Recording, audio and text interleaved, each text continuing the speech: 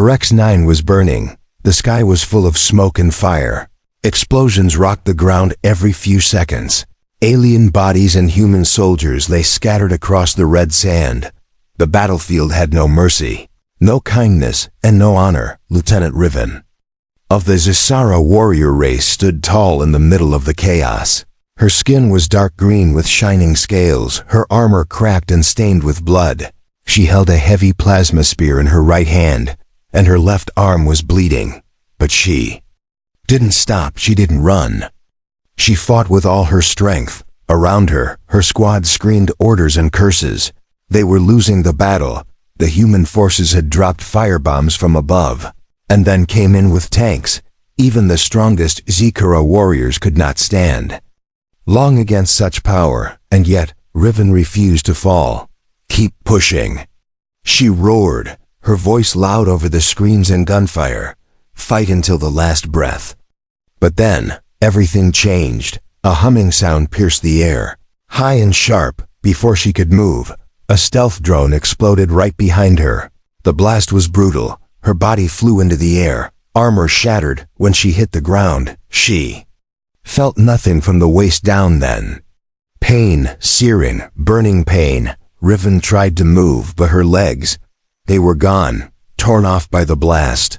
Only smoke and blood where her limbs used to be. She screamed, not in fear, but in rage. Still, she reached for her weapon, crawling forward with her elbows. But her squad, they had already pulled back. She saw them leaving, running toward their extraction point. They didn't even look back. Cowards, she whispered. Coughing blood. She was Skara, a proud warrior. Dying alone like this was not honor, it was shame. But someone did look back, not one of her own, a human. He was tall, wearing desert-colored armor, with a rough beard and tired eyes. A soldier with a torn patch that said, SGT Cole Dawson. He had seen her fall, and instead of walking away, he walked toward her. Riven raised her spear, aiming it at him with shaking arms. Don't come closer, human, she growled. I'll kill you. Cole stopped, his hands raised. I'm not here to fight, he said calmly. You're dying. I'd rather die than be helped by a human. She spat. Too bad, he said, walking closer. He knelt beside her and started pulling out a medkit. You don't have a choice. I don't need your pity, she hissed, but her hands trembled. She was losing too much blood, and her vision was fading. This isn't pity, he muttered, wrapping a pressure band around the stumps of her legs. It's a habit. Never leave someone behind. You're crazy, she said, blinking hard to stay awake. Maybe, he replied. But you're not dying today. He lifted her gently onto his back. Even though she was heavier than any human woman, her tail dragged behind him, and her blood left a trail on the sand. He didn't care. He walked through the battlefield. Bullets flying overhead, smoke around them, death all around. Some humans aimed at them. Confused, but Cole shouted, Don't shoot. She's with me. No one questioned, no one helped. Just Cole and the dying alien warrior moving through the burning land. He found a half-buried escape pod and dragged her inside. The pod's systems were dead, but it was shelter. He laid her down and gave her a pain injection. Then he sat down beside her, breathing hard. She stared at him with confused eyes. Why? She asked softly. Why save me? He looked away, his face dark. You remind me of someone I failed to save, he said. Then he added, besides, you didn't deserve to die like that. Silence followed, heavy and strange. An enemy had saved her life. An enemy was sitting beside her, sharing a canteen of water. Outside, the sounds of battle grew distant. But they both knew the war wasn't over. Someone would come looking, and when they did, neither side would understand. But for now, in the darkness of a broken pod on a dying planet, an alien warrior and a human marine sat together. Both broken, both betrayed, and yet, not alone. The son of Virex 9 was brutal. It burned down like a torch from the sky, turning everything to fire and dust. Inside the wrecked escape pod, The air was dry and full of smoke. Riven lay still, her body weak, her wounds barely stable. Her sharp alien eyes stayed fixed on the human beside her. Sergeant Cole Dawson checked the bandages again. He didn't say much, but his hands were steady and fast. He had done this before too many times. He wasn't a doctor, but he was a soldier who had seen far too many fall. Riven still didn't understand. He was supposed to be her enemy. Why was he helping her? Why hadn't he killed her like the others? "You should have left," she growled, voice rough. "There was no honor in dragging me out of the battlefield." Cole didn't look up. "I don't care about honor," he said simply. "I care about not watching someone die if I can stop it." Riven narrowed her eyes. "What do you care about, human?" He finally looked at her. His eyes were tired. But there was something else there, something deeper. "Sasha," he said softly. "My daughter." Riven didn't speak. The name hung in the air like a ghost. "She died in the first attack." Cole said, voice low. "Your people came down in fire, and she was caught in the blast." He stopped for a moment, then added, "I hated every one of your kind that day." Riven waited for the blade to come, for the anger to rise, but it didn't. "And now?" she asked. Cole sat back against the metal wall, his gun resting in his lap. "Now I've learned to hate the war more than I hate anyone in it," he said. "Death doesn't care what species you are." Outside, a strange wind howled through the broken landscape. Cole got up and opened the pod hatch just enough to peek out. He scanned the area with his binoculars. Enemy drones were flying in patterns, searching. But they hadn't found them yet. "Food?" Riven asked, her voice soft now, not demanding but tired. Cole tossed her a protein bar from his pack. She sniffed it, her nose wrinkling. "It smells like dried dirt," she muttered. "Yeah," Cole chuckled. "Tastes worse." She took a bite anyway, her pride silent for once. After a long moment, she asked again, "Why did you save me?" "You didn't know me." "I was your enemy." Cole looked at her seriously. "I don't leave people behind," he said. "It's not just a human rule. It's my rule, even if the person you save is a killer." "I've killed too," he replied. "Does that mean I don't deserve saving either?" Riven fell silent again. The wind outside picked up, rattling the pod like bones in a tin can. Suddenly, there was a sharp beeping from Cole's wrist device. He checked it, then cursed under his breath. "What is it?" Riven asked quickly. "Motion," he said, tightening his grip on the rifle. "Something is out there." He stood up and turned off the blinking device, then crouched by the pod door.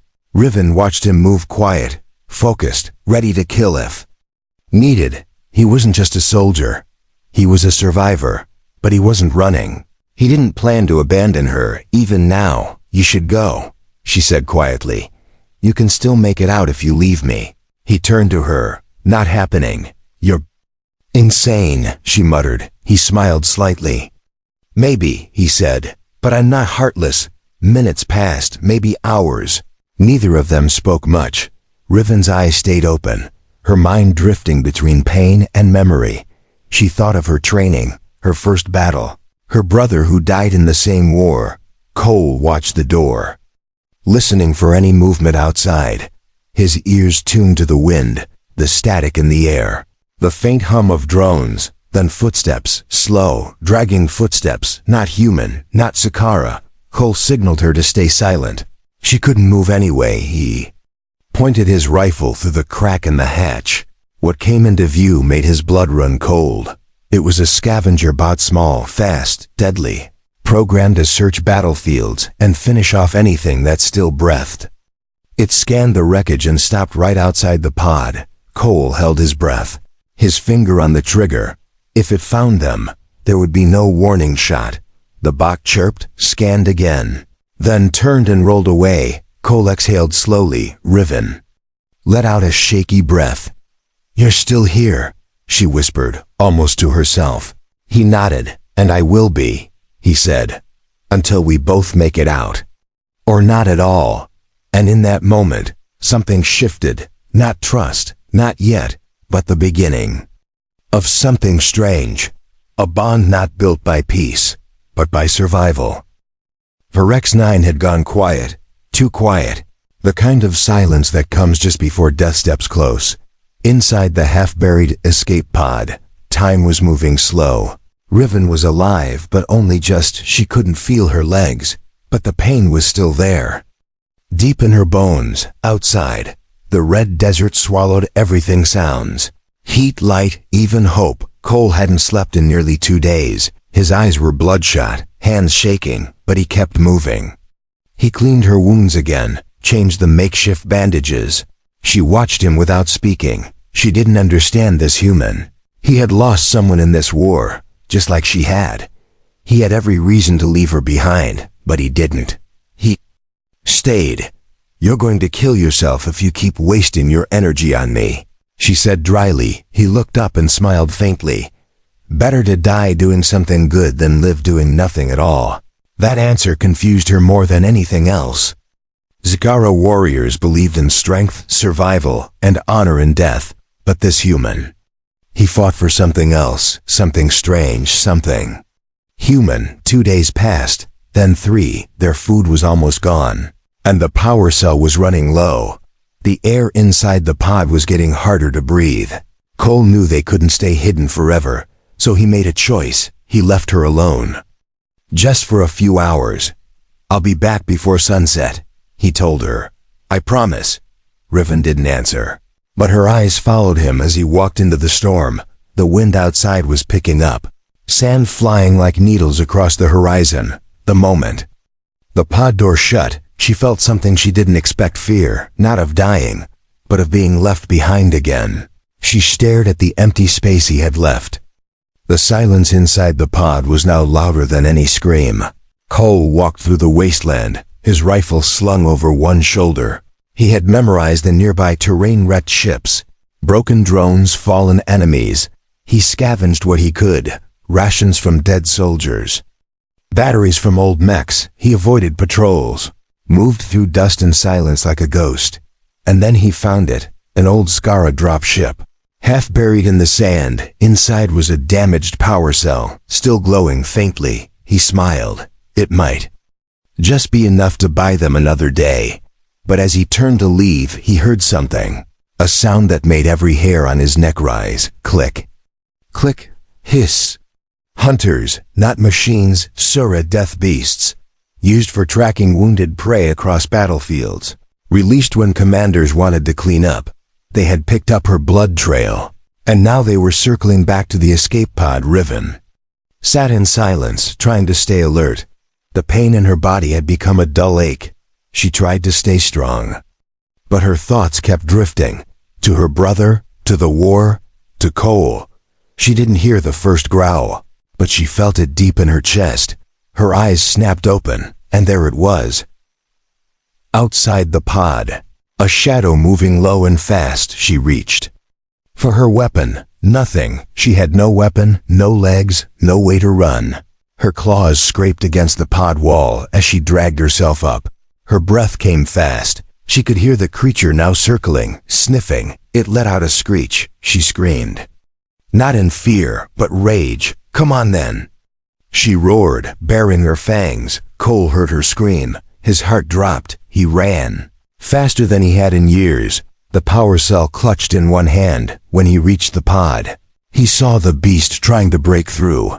It was tearing into the metal like it was paper. Inside, Riven was holding a jagged metal pipe, ready to stab whatever came through. He didn't think.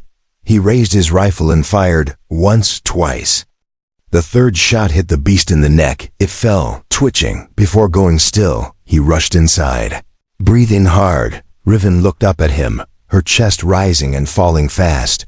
"You came back," she whispered. "I said I would," he replied. She looked at the beast's dead body, then at him. "Why do you keep doing this?" He crouched beside her, placing the power cell near the pod's broken systems. "Because no one came back for Sasha," he said quietly. "And I'm not making that mistake twice." That night, the storm outside raged louder than ever, but inside the pod, something had changed. Not just the air, Not just the warmth of power returning, but the silence between them. It wasn't heavy anymore. It was shared. Riven looked at the strange human soldier beside her. He wasn't her enemy now. He was the one who stayed, the one who fought to keep her alive. And in the dusty shadows of Verix 9, for the first time in a long time, she didn't feel alone. Asterisk, the storm lasted 2 nights and a day. Sand beat against the pod like angry fists. The power cell kept the air flowing. Just barely. Inside the pod, the air was dry, heavy, and tense. Cole didn't sleep. He sat near the door, watching and listening. The creature's body had been dragged away by other scavengers. But that only made things worse. Something had tasted blood, and others might follow. Riven stayed quiet, her eyes open, but unfocused. Her wounds were healing slowly, too slowly. The loss of blood, the infection, the trauma, it was all crashing down on her. She had always been strong, always been the one others followed, but now she felt like nothing, not a warrior, not even a person. Just a body without legs, trapped in a metal tomb. And yet she was still alive, because of him, the human. Cole tried to fix the broken radio again. It was a mess of wires and cracked plastic. But he kept going, one wire at a time. You won't get it working. Riven said softly. He didn't answer. He just kept working. You don't even know our tech. She added, still no reply. He finally looked at her. If I give up, what else do I have left to do? She turned her head away. That hit harder than she expected. After a long pause, she spoke again. Do you believe in ghosts? He blinked, surprised. Not really. My people do, she said, her voice low. When a warrior dies far from home, their spirit walks alone in the desert. She looked down at her body. I think I'm already a ghost. Cole put down the wires. You're not dead, he said firmly. She gave a weak smile. Not yet. Not anytime soon. He added, standing up. You're still breathing, still fighting. Ghosts don't bleed. That night, Riven started to shiver. Her body was burning up. Fever had come. She tried to hide it, but Cole saw the signs. He grabbed his emergency med pack and checked her temperature. Damn it, he muttered. You're going septic. She pushed his hand away. Don't waste your medicine, she said weakly. I'm already gone. He leaned close, his voice cold and sharp. No, you're not, he growled. You don't get to give up. Not after all we've been through. He injected her with the last dose of antibiotics, then wrapped a soaked cloth around her head to cool her down. She drifted in and out of sleep, whispers in her mind, images of her brother Kavaka calling her name, memories of training in the heat of her homeworld, the honor of being chosen as a commander, and the shame of being left behind. Legless and forgotten, she woke with a cry, her body drenched in sweat. Cole was still there, holding her hand. I thought I was dying, she whispered. You were, he said honestly. But you didn't. She stared at him. You're not like the others. He raised an eyebrow. Humans? No, she said slowly. People who survive and still care. Over the next 2 days, the fever broke. Her body started healing faster now. She could sit up for longer, eat more, speak clearly. Cole taught her a human song, low and strange. She taught him a Zakara war chant, deep and rhythmic. They didn't always understand each other's words, but they understood the meaning. One night, as Cole repaired a cracked part of the pod's door, Riven spoke quietly. When I first saw you, I hated you. I noticed, he said without looking up. You aimed a spear at me while bleeding out. She chuckled dryly. That was me being polite. Now he looked at her. What changed? I don't know, she replied. But maybe when someone refuses to give up on you, it's hard to keep hating them. He nodded. Same. Later that night, the radio crackled. A single word came through static, then a voice. Rescue, Sector 7, survivors. Signal. They both froze. Cole jumped up, trying to adjust the dial. But the voice was gone. Silence again. Someone's out there, he whispered. They're searching. Riven's eyes lit up. We can be found, but then her face changed. She looked down at her legs or where they had been. They won't take me, she said. I'm not useful anymore. Cole walked to her and sat down beside her. That's not true. I can't fight, she whispered. I can't run. You survived, he said. That's enough. He touched her shoulder. Gently, you're not a ghost, Riven. She looked into his eyes, and for the first time since the explosion, she believed him. Outside, the wind died down, the stars returned to the sky. And inside the broken pod, on a forgotten battlefield, an alien warrior and a human marine sat together, not as enemies, but as something new, something both stronger and more fragile. Two broken souls who refused to let each other fade. Riven woke to the sound of tools clinking. Not guns, not growls, not the usual danger. Just quiet, careful sounds. Click, twist, scrape, click again. She blinked her eyes open slowly. The storm outside had passed. The sun of Virex 9 poured through. A small crack in the roof of the pod. Inside, everything smelled like hot metal and sweat. Cole was hunched over a pile of alien parts, broken droids, damaged armor plates, and torn wiring. His hands were black with grease, his eyes locked in. Focus, sparks flew as he cut and shaped something with a small plasma torch. What are you doing? Riven asked, her voice still weak. Cole looked up, a tired smile on his face. Building legs, he said, simply. Not perfect, but better than nothing. Riven blinked, confused. For who? He tilted his head. For you, she stared at him for a long time. No one ever built something for me, she whispered. Not even my own people. Cole wiped sweat from his forehead and shrugged. Well, he said, maybe they didn't see what I see. Over the next few days he worked nonstop.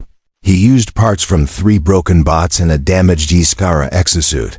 The result was ugly, clunky, mismatched, held together by luck and stubbornness, but it worked. He called it the crawler frame. 2 metal legs with thick joints and stabilizers, powered by salvaged energy cores. It wouldn't let her sprint or leap, but it could help her stand, walk, maybe even fight again. Riven watched every step. At first she said nothing. Then, you're wasting time, she told him. I'm already broken. Cole looked up at her. You're not broken, he said. You're healing. She shook her head slowly. You don't know what it's like to go from feared to pitied. I was a warrior, she said, eyes burning. And now I'm just a burden. He sat beside her, quiet for a moment. Then he reached into his jacket and pulled out a small, scratched-up photo. It showed a young girl, maybe 7. Smiling in a human city. Sasha, he said. My daughter. Riven looked at the photo, unsure what to say. She had a bad heart, Cole continued. We knew she wouldn't live long without a transplant. He paused, staring at the picture. Like it could bring her back, but we couldn't afford it. Doctors said it wasn't worth the effort. Not for someone like us. Riven understood that feeling too well. She closed her eyes. Someone like us, she repeated softly. Later that evening, Cole helped her into the crawler frame. It was heavy, strange, and awkward. But when she activated the stabilizers, it lifted her up slowly. Carefully, she stood. Her arms trembled, sweat poured down her neck, but she was standing. For the first time since the explosion, she looked the world in the eye again. She let out a deep breath, then took a step, one clunky, robotic step, then another. Her balance wobbled, and Cole caught her, steadying her.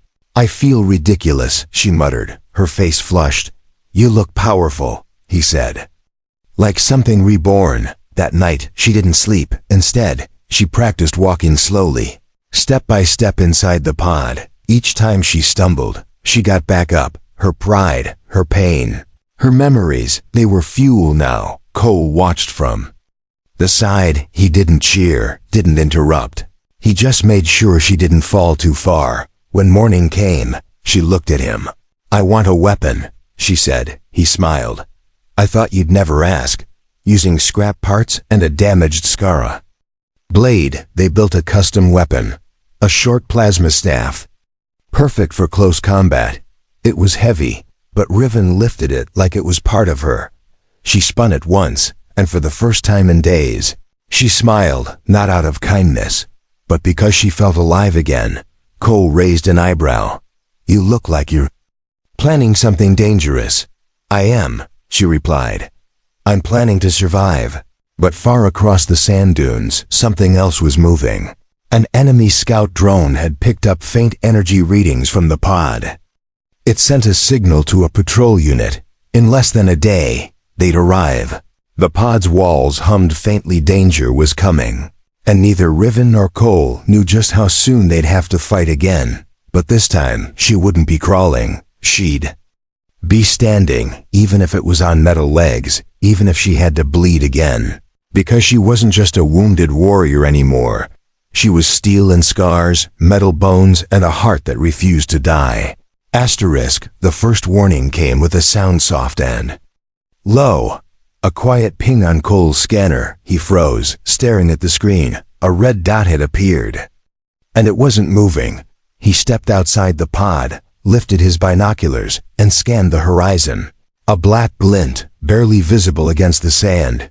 But he knew what it was, an enemy drone. It had found them. He walked back inside, slow and steady. Riven looked up, her metal legs powering down after another night of practice. "What is it?" she asked. "Company," he said. "How many?" "Too far to count," he answered, grabbing his rifle. "But if one drone found us..." "A patrol isn't far behind." Riven said nothing at first. Then she stood, using her walker frame to balance herself. "Then we meet them standing," she said. Her voice was calm, but her eyes were sharp, alive, ready. Cole handed her the plasma staff they built together. She held it like a blade she'd carried since birth. The pod had no defense system, no walls, no traps, no backup. Just sand, silence, and two survivors. They moved fast. Cole checked all entry points, blocked weak spots with metal panels. Riven helped him using her claws and strength. She had stopped feeling embarrassed about the frame. Now it was part of her, like a new spine. She wasn't broken anymore. She was rebuilt as they worked. The wind carried a new sound, engines, marching feet, cold mechanical voices speaking in Eskara battle code. "They're here," Cole whispered. 5 minutes, maybe less. Riven took position behind the central bulkhead. Cole crouched behind an overturned crate. They waited in silence, hearts pounding. Then, boom. The first shot blasted through the outer wall. The enemy had come heavy. 3 Zekura soldiers in combat armor. 2 drones flying overhead, and 1 commander, tall, black-scaled, eyes glowing. "Red, Lieutenant Riven," the commander called out, voice cold. "You were listed dead. Why do I smell your blood still burning?" Riven stepped into view, staff ready. "I lived," she said. "Clearly that disappoints you," the commander narrowed his eyes. "You shame your kind," he growled, standing beside a human. "Wearing human junk. I'd rather wear human junk than die under your honor." She snapped. The commander raised his weapon. "So be it." The fight exploded in seconds. Cole fired first, hitting 1 drone. The second dove in, spraying plasma rounds. Riven dodged and struck hard, her metal legs sparking on impact. She moved fast, spinning the staff, every strike clean and strong. Cole tossed her a flash grenade. She caught it and threw it mid-air. Boom! The flash blinded the attackers just long enough. 1 soldier fell, his chest blown open by Cole's shot. Riven fought another hand-to-hand, her staff clashing against sharp alien claws. Her exosuit whined, metal straining, but it held. She slammed the staff into the soldier's chest and finished him with a growl. Only the commander was left, bleeding, furious. He stared at Riven like she was a traitor. "You are nothing now," he spat. "No legs, no people, no honor." Riven took a deep breath. "I have no legs," she said, "but I have more strength now than I ever did with them." She raised her staff. "I have someone who stayed when no one else did." She looked at Cole. "And that is more than you'll ever have." The commander roared and charged. But she didn't move. She waited, calm like a true warrior. And then, she ducked, spun low, and drove the staff upward into his chest. His scream was short. His body crashing to the floor, silence followed. Cole walked over slowly, breathing hard. "Remind me not to make you angry," he said, half smiling. Riven's chest rose and fell as she caught her breath. "I warned you already," she said. "You just never listened." They stood in the broken pod, bodies around them. The enemy was gone for now, but the fight had changed something. They were no longer just survivors. They were a team, hours later as they sat under a quiet night. "Sky," Cole stared at the stars. "Think anyone will believe what we've done here?" Riven looked up too. "No," she said, "but that doesn't matter." She looked at her legs metal, scratched and alive, then at the man beside her, tired, bloody, but still standing. "We've already done the impossible," she said. "And we're not finished yet." The desert wind carried away the smoke.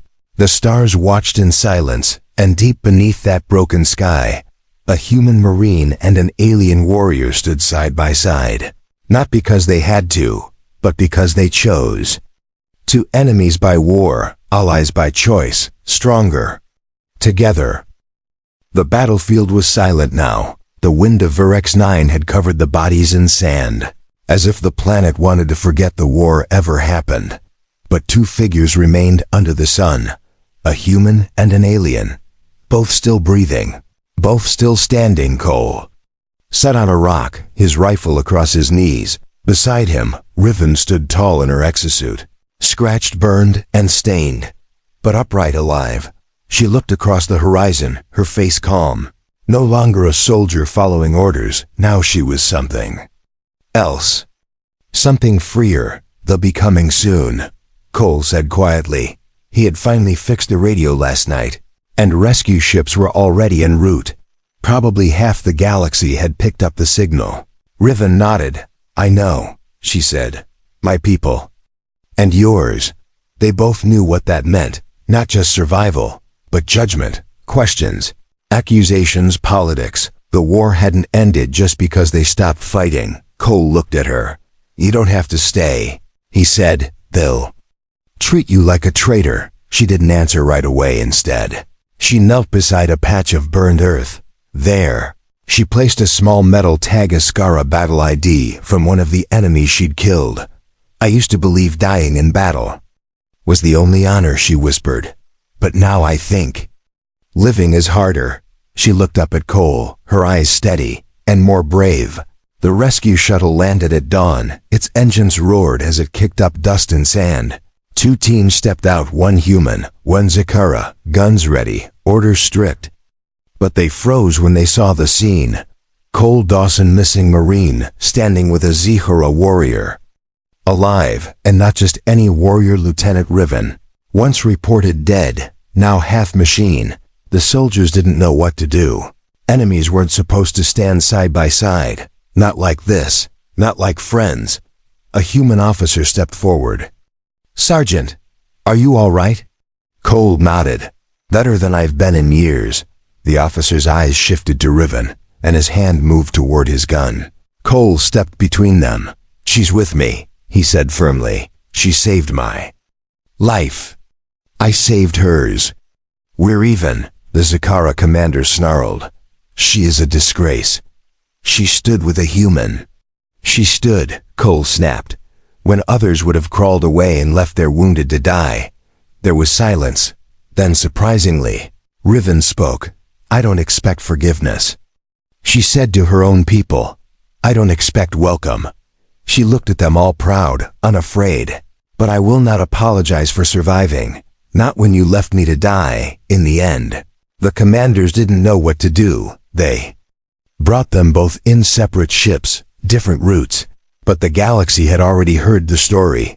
A human and an alien, saving each other, fighting side by side. The news spread faster than any bullet ever fired. People talked. Some were angry. Some were inspired. Some just didn't know what to believe. But two names were whispered again and again. Cole Dawson and Riven of the Z-Skara. Months passed. Riven stood in a quiet medical bay on a neutral station. Her legs now upgraded, sleeker, faster clicked softly as she walked. She had joined a new program, a peacekeeping force not tied to humans or aliens, just those who wanted something better. Cole met her there often, not in armor anymore. He wore civilian clothes, a jacket with too many patches, but his smile was always the same. They trained together, a Marine and a warrior, teaching others what they had learned the hard way: trust, patience, strength, and survival. One evening, as they watched ships pass through the stars, Cole asked her, "Do you regret it? Not dying on that battlefield?" Riven turned to him. "I used to," she said. "But then I realized I wasn't buried there." She looked down at her metal legs. "Parts of me died, yes," she whispered. "But something stronger was born." He nodded. "I get that." There was a moment of silence. Then she looked at him again. "Thank you for not leaving me," he smiled. "Thank you for not letting me give up." And so the story ended not in death, but in a beginning, not in hatred, but in understanding. Two soldiers, once enemies, now something else entirely. Proof that even in war, even in pain, even in a broken galaxy, humanity and hope still survived. Together, they walked forward, not as human and alien, but as survivors, as warriors, as friends, and maybe, just maybe, as the future the galaxy didn't expect, but desperately needed.